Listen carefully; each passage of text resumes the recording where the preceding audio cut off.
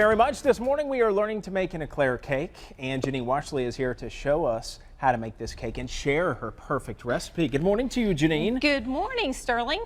I'm still laughing about our conversation about an Eclair cake. You were telling me that you eat one with the graham crackers. Sure, and at the church potluck. I'm telling you, that's a good one. That is a good one. But I think of an Eclair cake as one that actually has the pastry crust. So I'm going to show you the real deal Eclair cake. I like the sound of that. Let's get started, Janine. All right.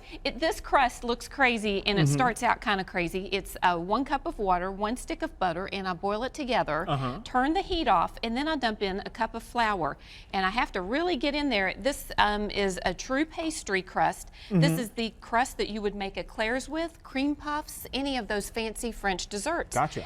And then it kind of gets pasty looking, and then all of a sudden it makes this crazy ball. Yeah. And at this point I would beat in 4 eggs. Kind of looks like dough at this point. It really does. It looks like Play-Doh, doesn't it? Sure and does. then you would literally smear that in the bottom of the pan, bake it for 30 minutes, and you come up with a true Eclair crust. Now I'm going to help you, since we both love this dessert, I'm going to help you layer this dessert so you can see how easy it is. It's transportable. You would just transport it in this and serve it at a book club. And while you put the pudding in, and this is a homemade Bavarian cream, actually. It's vanilla pudding that's been lightened with whipped cream. Gotcha. The crust is the hard part. And it's not really hard. It's actually Harder kind of than fun. this. Yes, this is the layering part. Super easy. And yeah, 2 of my favorite books, The Nightingale and All the Light We Cannot See, were set in France. They had French, roots in the book, and that just has me thinking about French desserts. You know, Eclair cake and chicken cordon bleu and those sorts of things.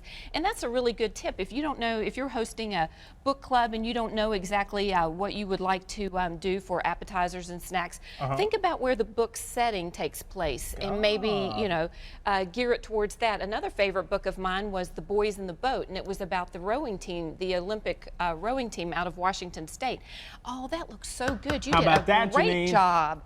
And then I'll have the fun part. I'll put my homemade chocolate ganache sauce on here. And there we go. We've got us an Eclair cake. Ooh. And then it sections out into anywhere from 12 to 16 servings, and there's our beauty shot.